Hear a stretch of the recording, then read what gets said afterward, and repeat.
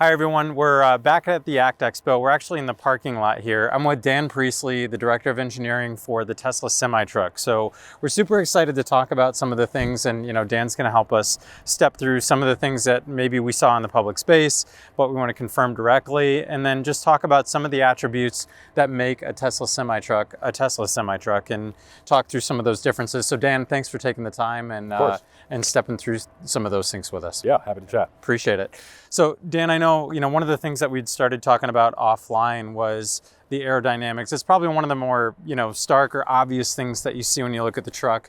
If you've never worked in the CFD space, you look at it and you might wonder why it looks that way. Maybe it's just a design, but maybe talk a little bit about the cab design, the focus on aero, and the importance of those things to an application like this.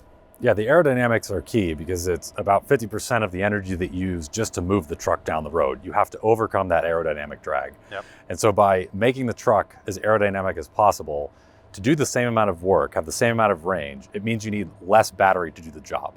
Less battery is less cost, it's less mass, and less mass begets mass, so you get even less mass for supporting said battery. Yep. And so you really end up in a situation where aerodynamic improvements have this massive compounding effect on the overall efficiency and thus total cost of ownership of the truck. And achieving that requires looking at it from the ground up from day one, taking a lot of the lessons that we've had over from the passenger car side, whether that's smooth underbody aero treatment, really studying how air flows around the wheels and the tires, spending a lot of time in the wind tunnel, but then also challenging some of the ways that traditional trucks have been designed.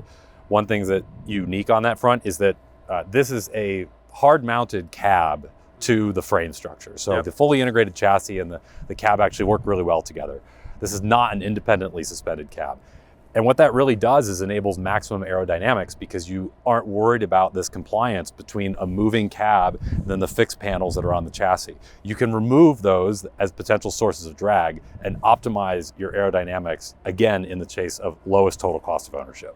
No, it makes perfect sense. And I mean, some of those things are subtle cues, but if you talk about them, all of a sudden, if you've seen trucks driving around the road, over the road trucks, you would see that a lot of these gaps that are maybe belt line or slightly below, if you look at, some of the other nameplates in this space, they're large gaps. And they've got sort of this treacherous looking path near those. And that's to make up for those dynamic envelopes and the movements relative from the cab to the frame. That's right. So, I mean, at what point when you guys were endeavoring to design this, from the aero perspective, was that a known thing sort of at the beginning of development? It's like, what, one of the best ways to get rid of that gap is to go a hard-mounted cab?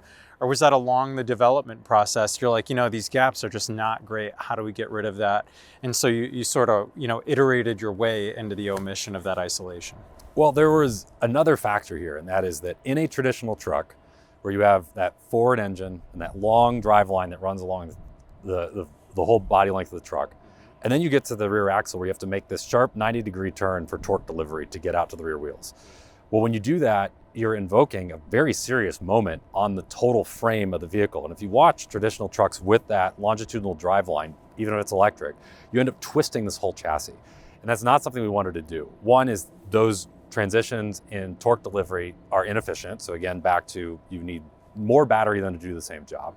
So we're chasing efficiency, but also is that because we like to integrate the battery structure right in with the rest of the vehicle structure, we don't want that whole vehicle twisting. We want to treat this much more, you could say, like a unibody. Like a unibody. Right, so it's much more car-like in that respect. So Yep. The battery structure and the chassis of the vehicle, the frame rails and everything associated with supporting the rest of the vehicle work together in harmony. So you don't have these independent entities. So when you can really lock down the integrated chassis, what we call the skateboard with the drivetrain, the battery, the front subframe, and all of those other bits, and you integrate that all together, you can then hard mount because it's not twisting and shaking the same way that a traditional truck is because you don't have that compliance. Totally, makes perfect sense. And I think one of the things you said earlier was you were talking about the cascading or knock-on effects of weight begets weight and cost begets cost and those things.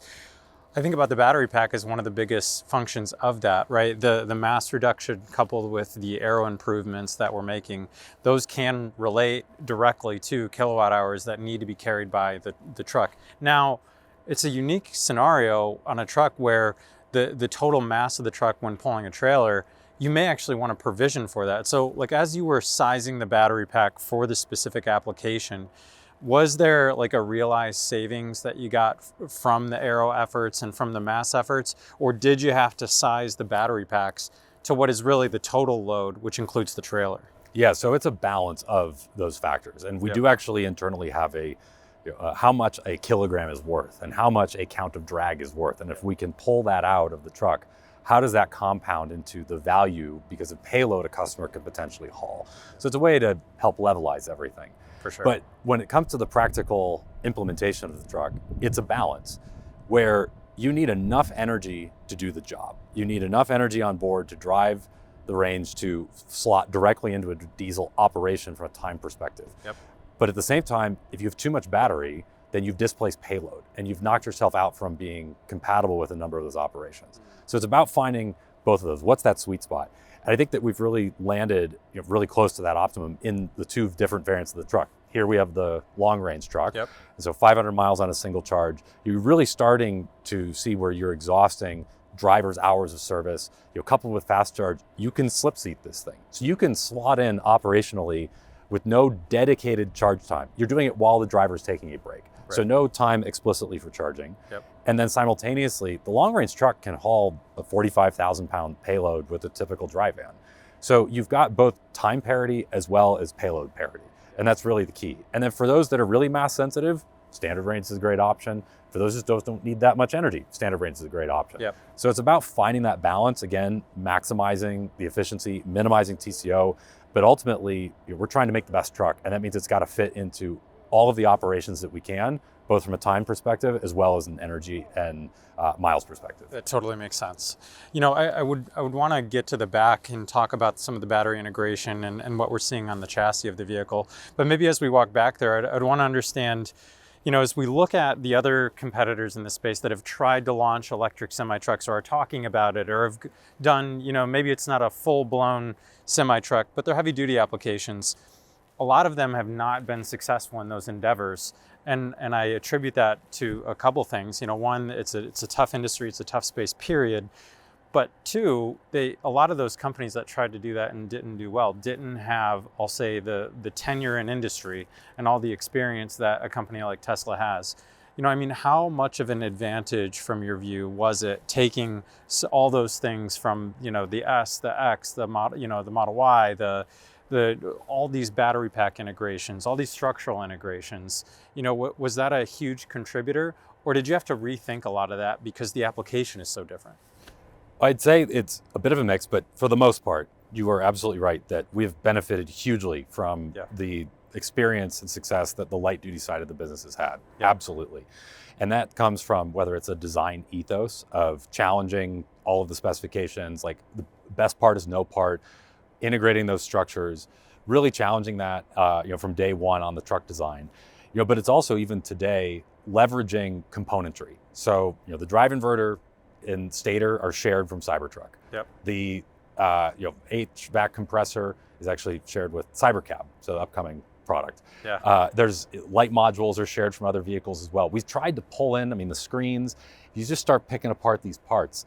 And those are key enablers both for reliability and cost. So it really enables us to have a successful product because those are two very important things in the semi-truck space.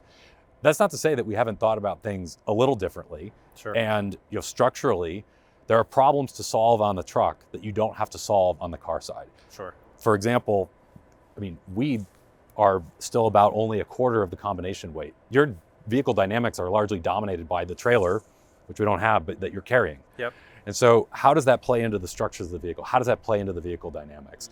That's a lot of learning that was new and bespoke for semi, but we still understood at the end of the day how to make an effective electric vehicle in that from all the learnings that we had on the light duty side. Yeah, there is this, I would imagine, there's a strange function in this particular application where this lowest common denominator of having this huge trailer with this payload is driving a lot of the structures that we're seeing where, in the passenger car, even if it's got a towing capacity like a Cybertruck or something like that, I think the phrase comes to mind. In this case, it's literally like the tail wagging the dog to a degree, with a mass of that capacity. So that makes sense.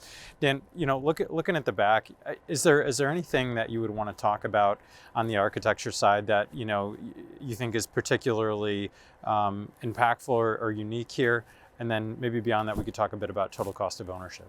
Yeah, I mean, I think right away you'll notice that we have that E-axle. So again, we're not doing this longitudinal drive line. We have directly mounted motors on the drive axle. And we have two different styles. The fore axle, the mid axle really, is our torque axle. So it's got two motors that are independently driven, one to each wheel.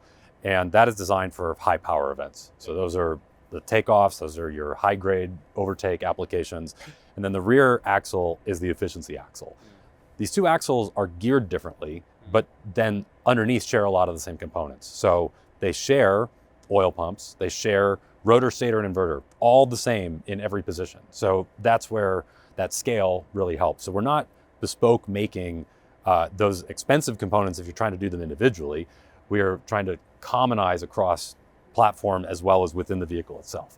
So the twin axle setup here really gives an operator all the benefits of a 6x4 in terms of maximum traction, torque and power to do the job, while also then all of the efficiency of a 6x2, because at highway speed, when you're on cruise and you're not encountering large hills, that torque axle disconnects. Yep. Wheels still spin, but there's no windage losses, there's nothing internally spinning. And so that's what unlocks a really great highway efficiency. Totally. It makes me think of, I think some of the Tesla models and other OEMs have deployed, for like a rear traction motor, it'd be a PM machine, and then the front, they'd be an induction machine, so that there weren't cogging losses if you wanted to go up to cruising speed. But when you need the torque and when you need the power delivery, you can trigger that. So similar concept, slightly different application in this instance. Yep. Makes perfect sense. Dan, from the total cost of ownership piece of this is something that, it's such a unique application. It's a bold move, taking an electric vehicle into a space that has obviously been, for the past 100 years, dominated by the diesel truck application. How is Tesla looking at considering messaging the total cost of ownership benefit? And I mean, maybe down to like a driver. If a driver was sitting with us, or maybe it's a fleet owner operator type of person, like how are we expressing the total cost of ownership advantage to something like this versus the next diesel partner down the road? Yeah, I mean, I think there's a few things to touch on that point. I mean, one is on the TCO piece. Yeah, that's the underlying success for everybody. Because if you have a successful business, you've got a lower total cost of ownership, that means that you're going to be able to provide freight for cheaper. So truck carrier wins, driver wins, those that you're hauling freight for win. That's the best scenario. And so really that has, again, become our ethos, is chasing total cost of ownership. Now, like how that applies to different parties, like we still have to solve for all of them. We sometimes say that the three customers that matter are the driver, the fleet owner, and then the shipper who's providing the goods. And you have to make something that works for all three. If you make something that doesn't, it's not going to be an acceptable product. And so, with that, even though we aim for total cost, that doesn't mean that we're trying to make a bad experience. Sure. On the driver's side, we've made it very comfortable. We've brought over, an in-house seat architecture that I think is going to, the drivers are really going to love.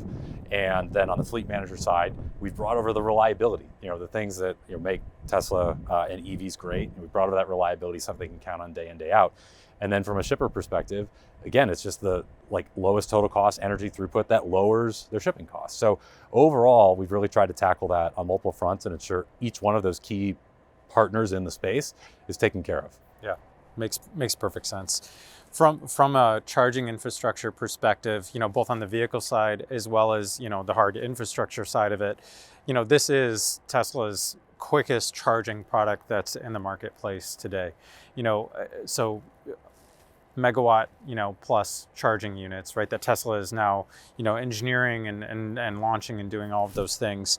What is the, are there any concerns right now with launching a product like this and having those chargers stood up in time, and like this sort of Venn diagram of all these attributes and, the three personas or customers that you articulated, and getting the infrastructure in place in time? Like how is that, from your view, sort of shaping up recently? I mean, the charging is progressing really well. Yeah. We've got about 50 different sites that are in some stage of work. I mean, some of them are still in design and phasing, but we are actively working on a bunch, with some actually opening here within the next month or two. And so we're going to be in a position that as trucks really start to roll off the line, they will have charging available.